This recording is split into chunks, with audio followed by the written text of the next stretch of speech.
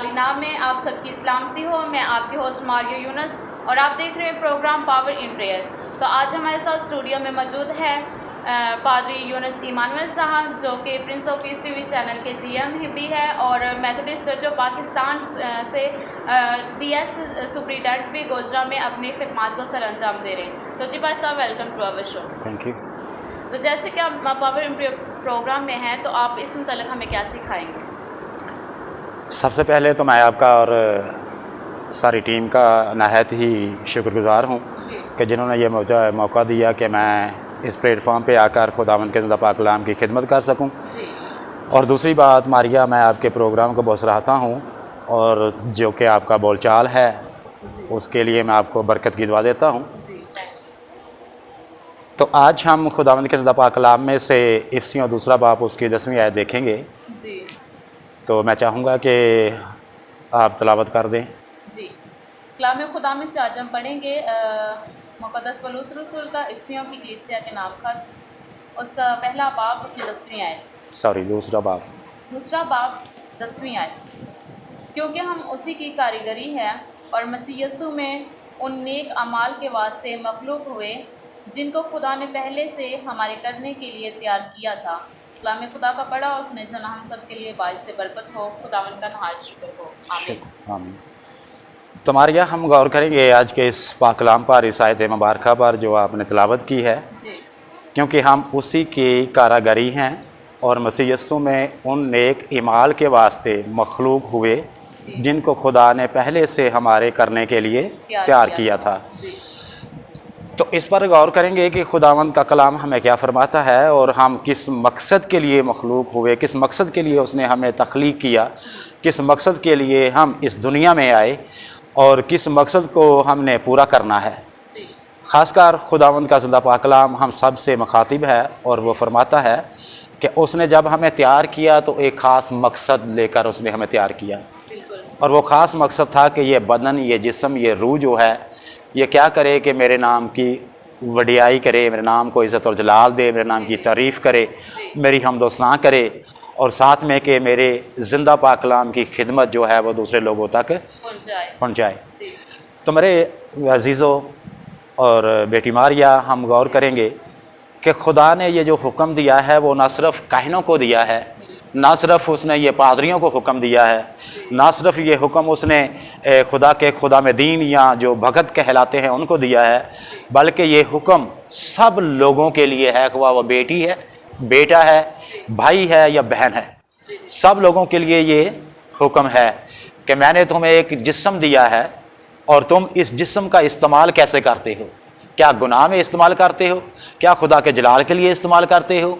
क्या तुम अबलीस के बहकावे में आकर अपने जिस्म का इस्तेमाल करते हो, या फिर खुदा के कलाम पर ईमान रखते हुए और उसके मुताबिक अपनी ज़िंदगी को बनाकर उसके मुताबिक उस तबलीग पर अमल करते हुए अपने यानी बदन का इस्तेमाल करते हो? तो खुदा ने हमें सिर्फ चुन लिया किस लिए कि हम उसके ज़िंदा पाक कलाम की खुशखबरी जो है वो लोगों तक पहुँचाएँ। और इसमें ज़रूरी है कि काहन जो है, जिसे मसार मखसूस किया गया है, जो खुदा का मुक़द्दस है और जिसे खुदा ने बुलाया है, जिसकी बुलाहट हुई है, वो ज़रूरी है कि वो ना सिर्फ़ कलाम इलाही की तालीम लोगों तक पहुँचाए, बल्कि जिस्मानी तौर पर रहने के लिए उनको जो तौर तरीक़ा है वो भी समझाए और उस तौर तरीक़े के मुताबिक उनकी ज़िंदगी को बनाए।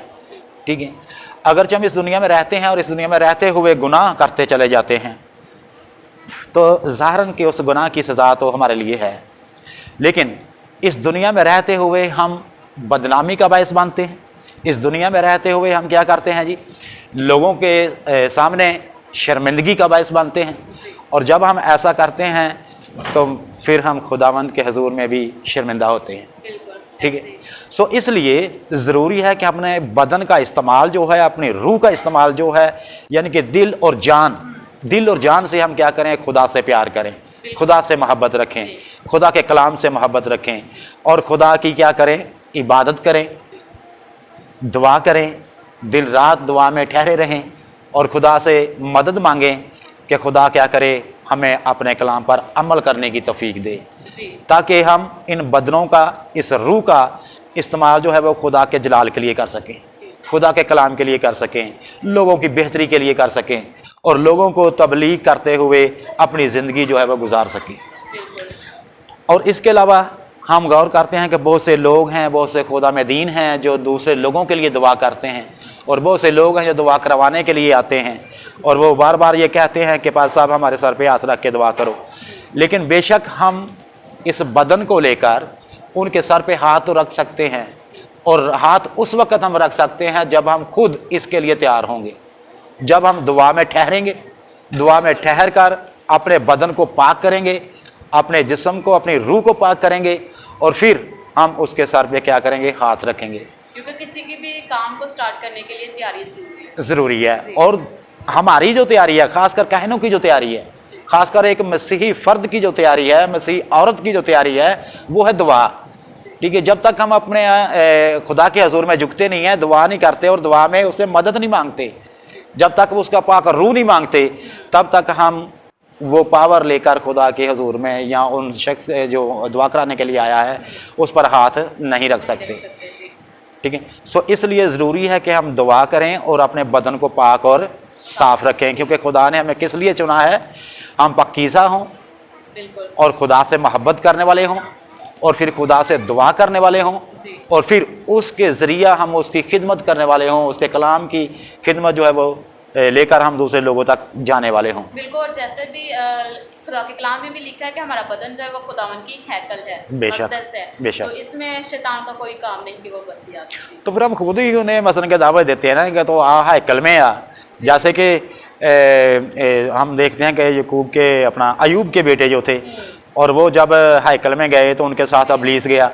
ठीक है, तो हमने वो कहानी तो सुन रखी है, लेकिन ज़रूरी है कि हम अपने आप को पाक और साफ़ रखें। जब हम पाक और साफ़ रहेंगे तो अबलीस का काम ही नहीं है कि वो हमारे साथ चले, क्योंकि अबलीस तो गंदगी पसंद करता है, वो गुनाह पसंद करता है, और खुदा का जो काम है वो पाकीज़ा है, और गुनाहगार खुदावन की बादशाही में दाखिल नहीं हो सकते।